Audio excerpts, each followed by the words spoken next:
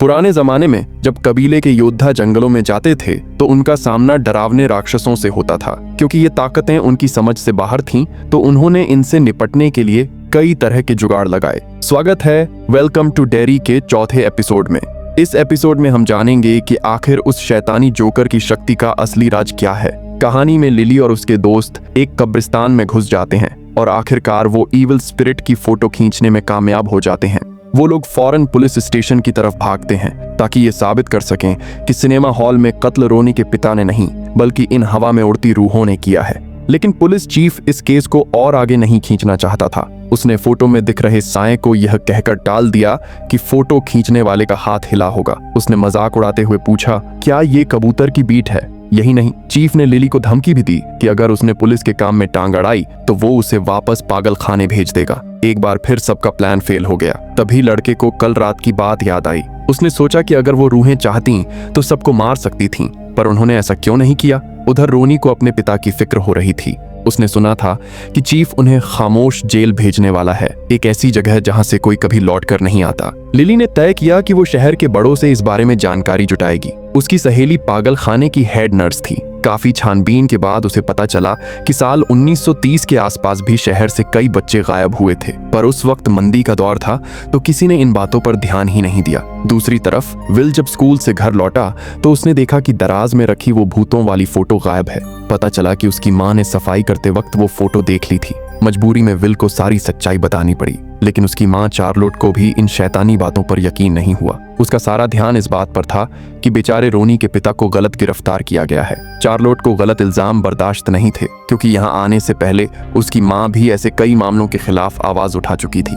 जब रात को उसका पति घर लौटा तो चार्लोट ने उसे बेटे के बारे में कुछ नहीं बताया। बस इतना कहा कि एक पिता होने के नाते उसे अपने बच्चों पर ज्यादा ध्यान देना चाहिए। अगली सुबह रोनी अपने बेटे विल को मछली पकड़ने के बहाने पश्चिम की तरफ ले गया। उसे लगा कि पिता पुत्र के रिश्ते को सुधारने का यह सबसे अच्छा तरीका है। शुरू में तो लड़का थोड़ा चिढ़ा हुआ था, लेकिन जैसे ही मछली पकड़ने वाली लाइन में खिंचाव महसूस हुआ, उसका मूड बदल गया। दोनों बाप बेटे बहुत सावधानी से मछली पकड़ने की कोशिश कर रहे थे, लेकिन फंसी हुई मछली हाथ से निकल गई। रोनी ने मछली पकड़ने वाली रॉड अपने बेटे को थमा दी और खुद चारे के लिए किनारे की तरफ जाने लगा।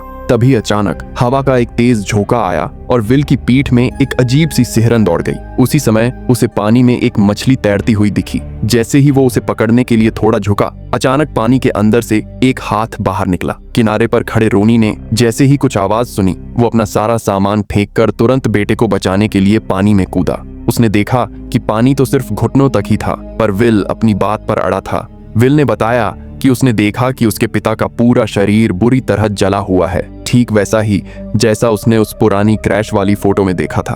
पहले तो रोनी को यकीन नहीं हुआ, लेकिन जब उसने अपने बेटे के हाथ पर खरोंच के निशान देखे तो वो दंग रह गया। तभी विल की नजरें फिर से कहीं टिक गईं। रोनी ने पीछे मुड़कर देखा तो नदी के ऊपर एक अजीब सा गुब्बारा तैर रहा था। अब बात करते हैं मिलिट्री कमांडर एलन की। जब से उसका वास्ता उस छोटे लड़के के जन्म स्थान से पड़ा था, वो समझ चुका था कि यह कोई ऐसी वैसी शक्ति नहीं है जिससे फौज पंगा ले सके। उसने अपने मन में एक फैसला कर लिया था। इस खास कमांडर को खुश रखने के लिए मिलिट्री ने जंगल के एकदम बीचों बीच एक पुरानी लकड़ी की हवेली बनवाई थी। यह जगह शहर के शोर शराबे से बहुत दूर थी, जहाँ एलन और उसके कुछ साथी, जो अब इस दुनिया में नहीं थे, अपनी मर्जी से रह सकते थे। बस एक ही दिक्कत थी कि वह घर बहुत वक्त से खाली पड़ा था, इसलिए रहने से पहले उसकी सफाई करना जरूरी था। एलन कूड़े का थैला लेकर घर से बाहर निकला ही था कि अचानक उसके कान में एक आवाज गूंजी। उसने नजरें उठाईं तो देखा कि उसकी मरी हुई माँ उसके सामने खड़ी थी। एलन समझ गया कि यह उसकी माँ की तरफ से एक चेतावनी है, लेकिन तभी एक चीख सुनाई दी और उसका भ्रम टूट गया। पता चला कि उसका सीनियर हान लॉन्ग उससे मिलने आया था। हान लॉन्ग बहुत घबराया हुआ था। उसने आज की पूरी घटना सुनाई और कहा कि उसे यकीन है कि उसके बेटे पर किसी चीज ने हमला किया है। वो मदद के लिए एलन के पास आया था, क्योंकि एलन प्लानिंग और कमांडिंग में माहिर था। लेकिन एलन को अपनी माँ की चेतावनी याद थी, इसलिए वो काफी देर तक चुप रहा।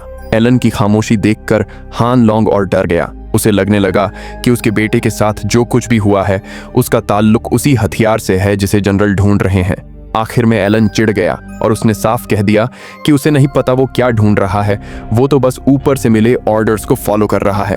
उधर विल ने अपने सभी दोस्तों को टावर पर मीटिंग के लिए बुलाया। लिली ने पहले जो अंदाजा लगाया था वह सही निकला। विल को सबसे ज्यादा डर इसी बात का लगता था कि पिछली बार उसके पिता हादसे में मरते मरते बचे थे और आज फिर उसके साथ वही सब हुआ। उसे समझ आ गया कि यह शैतान इंसान के दिल के सबसे गहरे डर को बाहर निकाल लाती है। लेकिन एक सवाल सबको परेशान कर रहा था कि वह शैतान सबको सिर्फ डरा क्यों रहा है। सीधा मार देना तो ज्यादा आसान होता। तभी लिली को याद आया कि गायब होने से पहले मार्टी और फर्ती भाइयों ने भी कुछ अजीब देखने की बात कही थी। विल को इस बारे में थोड़ी ज्यादा जानकारी थी। उसने बताया कि जब इंसान डरता है तो उसके शरीर में कुछ ऐसे बदलाव होते हैं जिससे दिल और धड़कनें तेज हो जाती हैं। पुराने समय के कुछ शिकारी इसी डर का स्वाद लेने के लिए लोगों को डराते थे। अब सब और भी ज्यादा घबरा गए।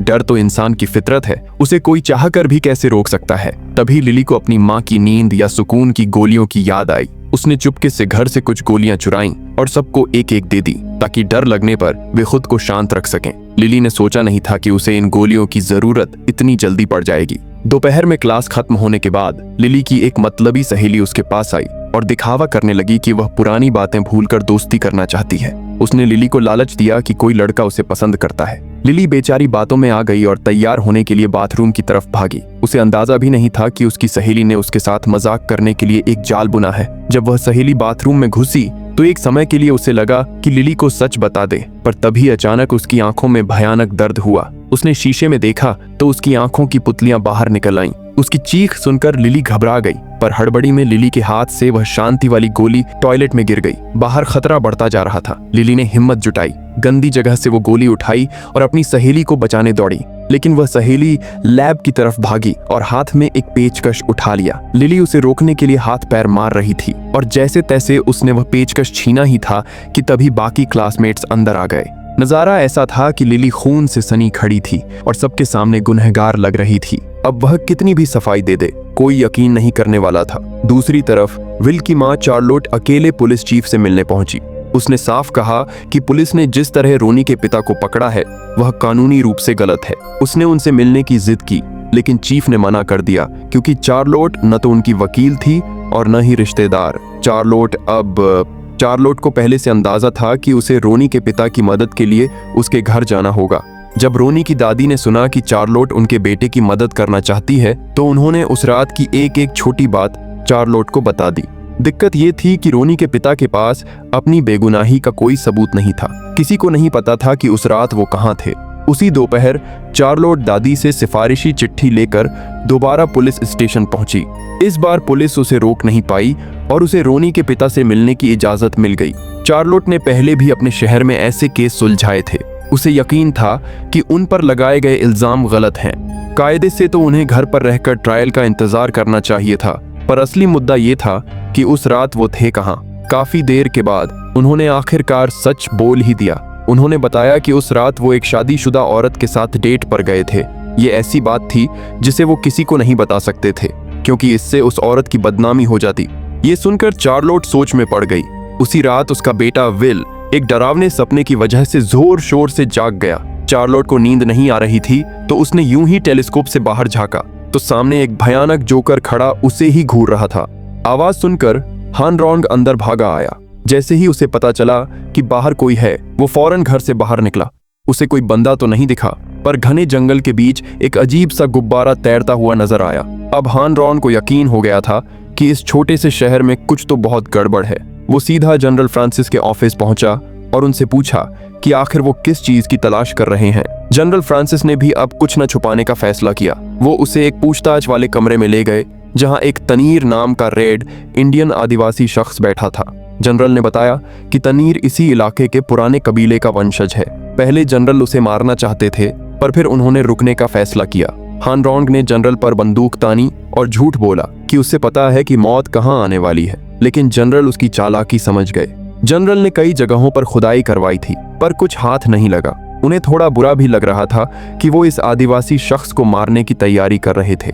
हान रॉन्ग को डर था कि तनीर सच नहीं बताएगा, पर जनरल फ्रांसिस के चेहरे पर एक कमीनी मुस्कान थी। उन्हें पता था कि किसी का मुंह कैसे खुलवाना है। तभी फौजी एलन कमरे के अंदर आया। उसने अपनी उंगली तनीर के माथे पर रखी।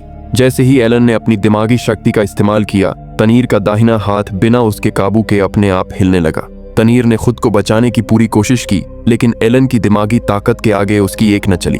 जैसे ही एलन ने उसकी यादों का दरवाजा खोला, उसे बचपन का तनीर दिखाई दिया। छोटा तनीर अपने बिस्तर पर बैठा था और उसके पास आयर्स बैठे थे। दोनों एक पुरानी कहानी के बारे में बात कर रहे थे, सीलीन के राक्षस गेलू की कहानी। ये हजारों साल पुराना रहस्य है। इंसानों के पैदा होने से भी पहले एक उल्का पिंड के साथ यह आत्मा गेलू धरती पर आई थी और सीलीन की जमीन में दफन हो गई थी। जैसे ही उस उल्का पिंड का खोल टूटा, वह शैतान बाहर निकल आया। तब से वह रूहानी दुनिया में तबाही मचा रहा था। फिर जब कबीले के पूर्वज पैदा हुए तो उन्होंने उस उल्का पिंड का एक कोना काटकर एक हथियार बनाया जो उस शैतान को रोक सके। इस तरह दोनों के बीच एक कमजोर सा संतुलन बना रहा। कबीले के लोग सीलीन को एक वर्जित इलाका मानकर वहां से दूर चले गए। सालों बाद कुछ शिकारी वहां पहुंचे। उन्होंने कबीले वालों को उकसाया और जबरदस्ती उस इलाके में घुस गए। नतीजा यह हुआ कि राक्षस गेलू ने उन सबको अपना शिकार बना लिया, जिससे उसकी ताकत और बढ़ गई। जब वह शैतान जहरीले इलाके से बाहर निकलने लगा तो कबीले के सरदार को लगा कि अब सिर्फ एक खंजर से काम नहीं चलेगा। उन्होंने वहां से भागने का फैसला किया, लेकिन सरदार की बेटी हिम्मत हारने वालों में से नहीं थी। वह सीलीन के दूसरे छोर पर चली गई और उस जादुई खंजर को लेकर सीधे मना किए गए इलाके के अंदर घुस गई, ताकि वह और ज्यादा उल्का पिंड के टुकड़े ढूंढ सके जो उस राक्षस को रोक सकें। सरदार को जब यह पता चला तो वो कबीले के साथ उसे ढूंढने निकले। सरदार की बेटी अपना मिशन पूरा करने में कामयाब रही। उसने वह गड्ढा ढूंढ लिया जहां उल्का पिंड गिरा था और वहां से ढेर सारे पत्थर जमा कर लिए। पर दिक्कत ये थी कि गेलू अब इतना ताकतवर हो चुका था कि उसे मारना नामुमकिन था। इसलिए उन्होंने उन पत्थरों को सीलीन के चारों तरफ 13 खास जगहों पर तय दिशा में दफना दिया। कबीले के लोगों ने उन जगहों पर आग जलाई, जिससे एक बाउंड्री बन गई और शैतान गेलू हमेशा के लिए सीलीन में कैद हो गया। कहानी यहाँ खत्म हुई। तनीर ने देखा कि एनी ने बोलना बंद कर दिया है। फौजी एलन धीरे से खड़ा हुआ और शक भरे अंदाज में पूछा, वे 13 पवित्र पत्थर कहाँ दफन हैं? जैसे ही कमरे का दरवाजा खुला, तनीर वापस अपने असली रूप में आ गया। तो ये था वेलकम टू डायरी का चौथा एपिसोड। अगर आपको यह पसंद आया हो तो जुड़े रहिए, अगली बार फिर मिलेंगे।